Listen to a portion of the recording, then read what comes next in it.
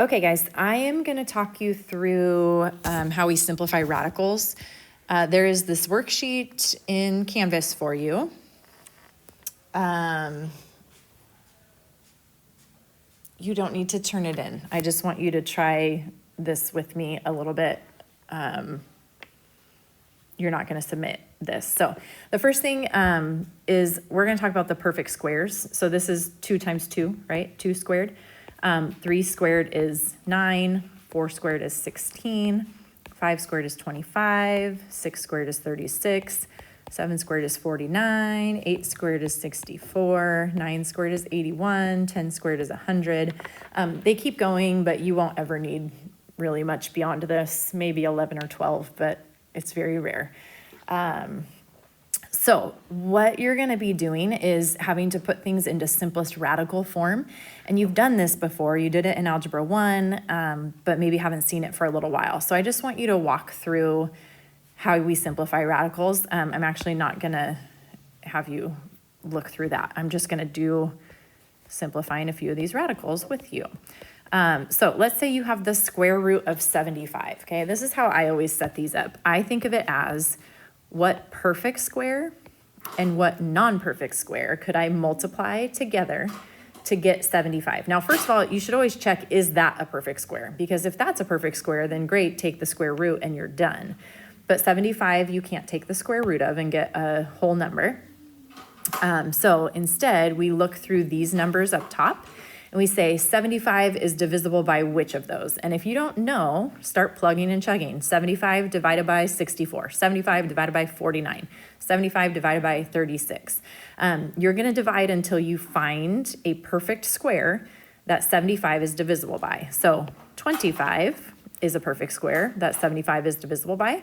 So we would say the square root of 75 is the same as saying the square root of 25 times the square root of 3, okay? Now, the square root of 25, we can take the square root of. So if you can square root it, you square root it. The square root of 25 is 5. The square root of 3, we can't simplify. So this 5 rad 3 is considered simplest radical form for the square root of 75. If you plugged both of those into your calculator, the square root of 75 and 5 times the square root of 3, you would get identical answers. Okay, so they are equal, but this is the better answer. That's the simplest radical form of that answer. Okay, you could do the same thing with 44. So if I take the square root of 44, first of all, that is not a perfect square, right? If you look up at your perfect squares, that is not one of them. So then you ask yourself, which of these numbers up here is 44 divisible by? And the only one that works is 4. So I would break that into, I always put the perfect square on the left and the one that's not a perfect square on the right. So 44 divided by 4 is 11, right? So the square root of 4 times the square root of 11 is the same thing as the square root of 44. And then we take the square root. So the square root of 4 is 2. The square root of 11 can't be simplified. So this is simplest radical form of the square root of 44. Okay, I want you to take 30 seconds right now and try it with the square root of 18. Okay, so take a look at these numbers up here. 18 is divisible by which perfect square? How would you lay that out? Feel free to talk to a neighbor if you're not sure.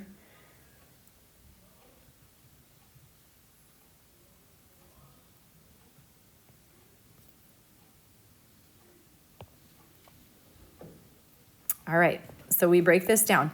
Some of you might go, oh, I can do 6 and 3, but 6 and 3, neither one of those is a perfect square, so it doesn't do us any good. It doesn't simplify anything, but there is the perfect square 9, so we can do 9 and 2, and the square root of 9 is 3. The square root of 2 we can't simplify, so this is your simplest radical form.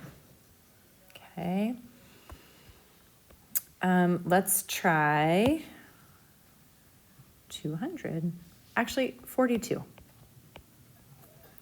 The square root of 42, if you take 42 and you think, what could I divide 42 by of these numbers? 36 isn't gonna work, 25 isn't gonna work. 42 divided by 16 is 2.625. That's not a whole number. 42 divided by 9 is 4.6 repeating. 42 divided by 4 is 10.5. So what happens is there isn't anything that gets you a perfect square. So the square root of 42 can only be written as the square root of 42. So there's nothing to simplify on that one, okay? If we do 200, the square root of 200, you ask yourself, what perfect square is 200 divisible by? Now I wanna show you something on this one. Some of you might go, oh, it's 4, okay? 200 divided by 4 is 50. So I'm gonna do that. That's okay, it's not wrong, it's just not done. You would simplify that to 2 times the square root of 50, but the square root of 50 can be broken down, okay? So if I did it this way, then I would go, I still have a 2, I have the square root of 25, and the square root of 2. So this is multiplication. 2 times 5 times the square root of 2, which is 10 times the square root of 2, okay? Now, there is nothing wrong with that. It's just not the best way to do it. There is a better way, okay? So what I always tell people is if you want the quickest route on these types of problems, when you're looking at your set of numbers up here, you start high. If you start low, you'll find things, but then you might have to do more work, okay? If you start high, you're way better off, because if I break this into the square root of 100 and the square root of 2, that becomes 10 times the square root of 2, okay? That was one step instead of all of this stuff, and then that just leaves less room for error. So that's what you're gonna be doing in the next several days, is just simplifying some radicals.